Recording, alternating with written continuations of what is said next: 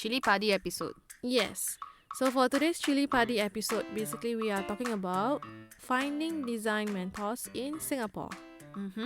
We have several ways. For you to find mentors. So first being platforms created for mentorships such as ADP lists. I think this is quite common for a lot of designers. Yeah. It was born during the pandemic period.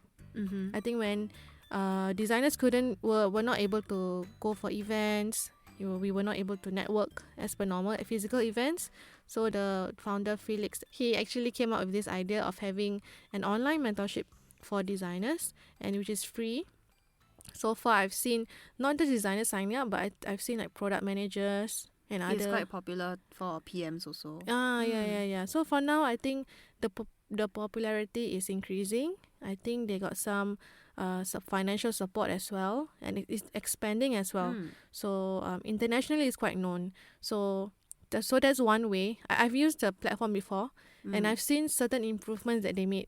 Right. So previously they were doing recordings on Zoom. Then after they built in their own video recording in their platform. And then they even have like group mentorship also. So it might not be just one-on-one. Then maybe you will be included maybe with 3 other participants, and then you get group mentorship by a certain mentor.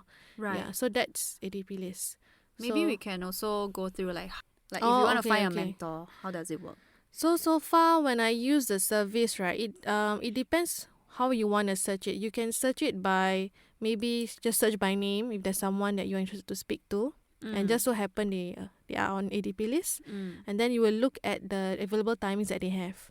Sometimes these people may not be available, so you can just bookmark the mentor first. Yeah. And they will show over there if they are available or not. You can, I think if I'm not mistaken, you can ask to be notified once this mentor opens up dates again. And the mentors in ADP list is not restricted to just Singapore, right? Yeah, so no, there's it's not. mentors from all over the world. Yes, all over the world. You can also search based on location, because I think sometimes people, they want to talk to a designer which is on the same time zone as them. Yeah. So that's one also. And then also some there's this, I think there's one new thing is where they can recommend to you certain new mentors. I think this is a good thing because sometimes maybe you only know what you know. So if you want to learn about a certain topic, you want to expand more, meet other people, so that's one good way lah, basically. Right. So usually what they will recommend is for you to follow up the session with a testimonial.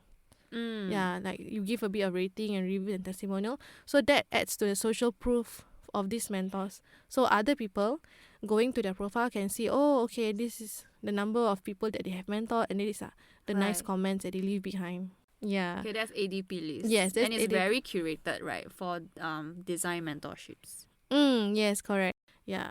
Another one more platform which does mentorship, but it's paid though. It's called Superpeer. SUPERPEER. Yes, correct. So the thing about Superpeer is that you might not be able to search for designers on the platform itself. But if you know of a certain popular designer who is a content creator, who happens to be also doing mentoring, and he can use Superpeer as a platform to conduct mentorship, a paid mentorship. Yeah. So one designer that I follow is Femka. Right. FEMKE. She's very popular on YouTube, on Instagram as well, but I think she's more popular on YouTube. So she built her own community and also one-to-one paid mentorship using Superpeer. Yeah. So she even has this subscription system where you pay a certain amount every month, and then you'll get access to her community, and there's like design crit webinars, and there's even like maybe Q&A or sharing session with other guests, which she does. So some of these things she might share on YouTube, but some of it may not. Right. Yeah. And are the mentors around UX design, or is it broader than that? It's broader than that. Yeah. So it's basically a platform for someone to be teaching your courses or your webinars, or even have one-to-one mentorship, and it's not tied to just design. So that's for platforms basically. So we have another form of finding design mentors, which is in communities. So one such community, if you guys are of course familiar with, is Friends.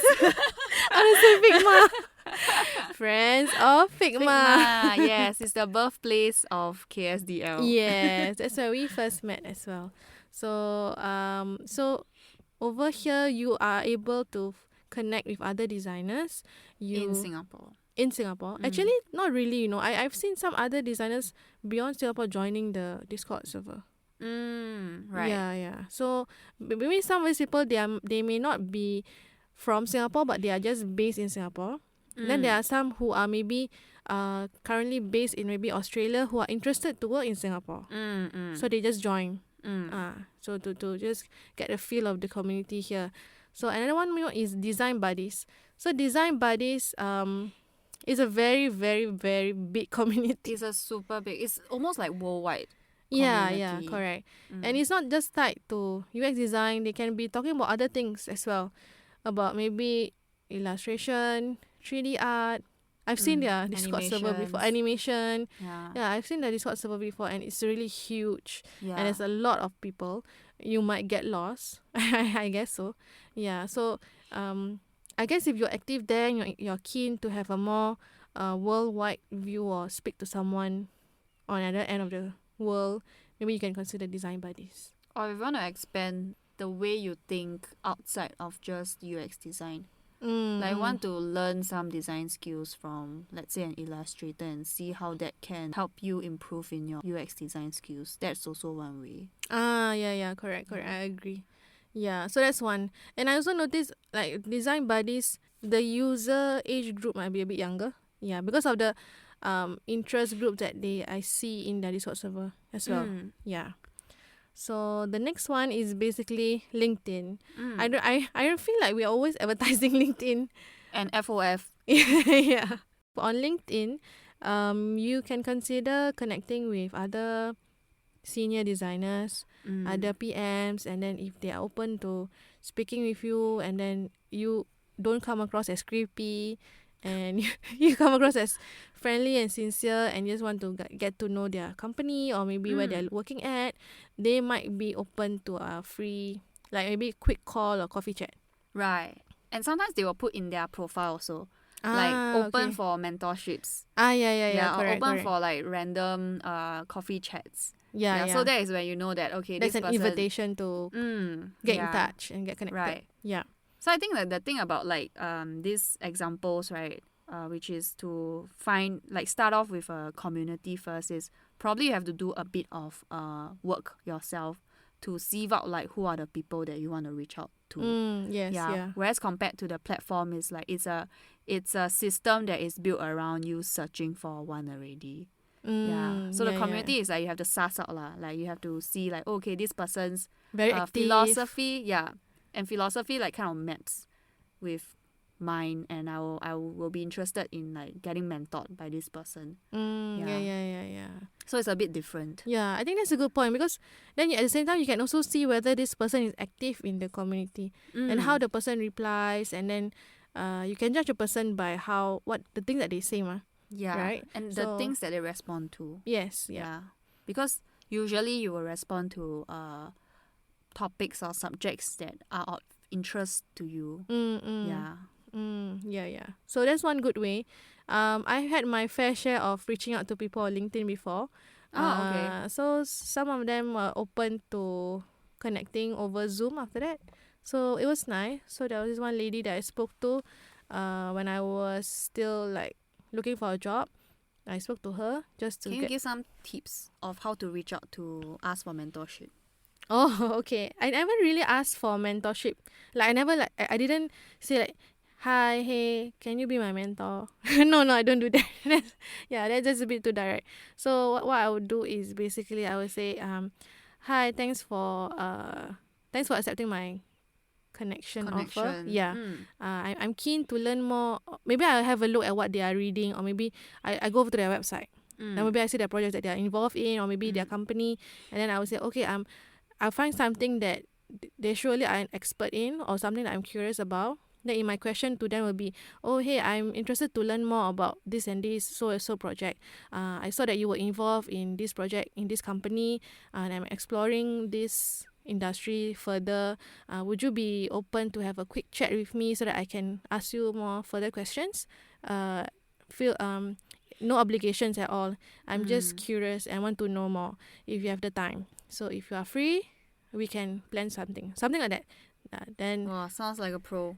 that is like a perfect template. But I guess like this is more of a less direct way. yes, So like yes. mentorship is more of a byproduct of you reaching out to them. Yeah. So like when I reach out to them in that way, in a sense, it's more of like subtly saying that I'm seeking your advice on something, but I'm not putting it on them to tell them, hey, be my mentor, please.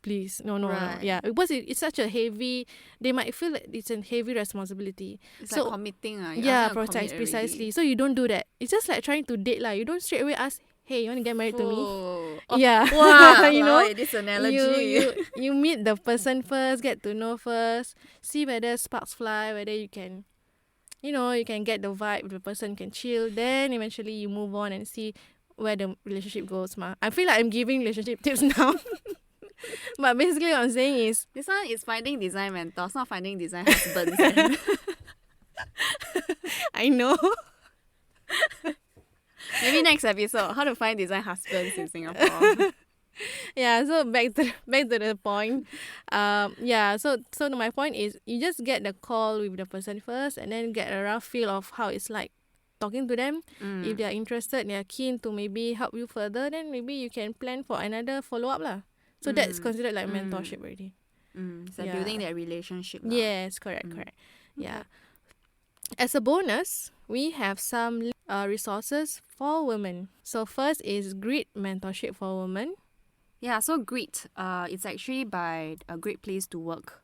Yeah. Okay. As part of their program, they came out with Grit, GRIT, which stands for Growing in Tech. Yeah, so they have this mentorship program that is for women who wants to seek their growth of their career in the tech industry. Yeah. Okay. So the second one is basically SG Women in Tech. So if you go to sgwomenintech.sg, they are offering career support and also mentorship for Singaporean women who are interested to join the tech industry. Not just mentorship, they also give career support, as in maybe finding a job and then maybe some tips on how to find a job in the tech industry. So if you guys want to know, there's generally a very big push for getting ladies into the tech industry. Yeah, so these are some of the things that they are trying to do, trying to push. The last one is techladies.co. So for this one, it's a bit smaller scale, I think. Based on the website, I might be wrong. They actively look out for UX design mentorship, people who are maybe in software engineering. If you guys are interested, do feel free to check them out, or the previous other links that we have shared as well. And I think one similarity in the three mentorship for women is that these programs are cross-functional. So there's mentorship for designs, for developers, and also for PMs as well. It's not restricted to just designs, right? And I think it's good also, like, as a designer, if you apply, because it's always good for you to know the perspective roles from other functions. So I think it's good also. Yeah. So that's all we have for our Chilli Padi episode today. We hope that it has been useful. Thank you, and see you in the next one. Bye.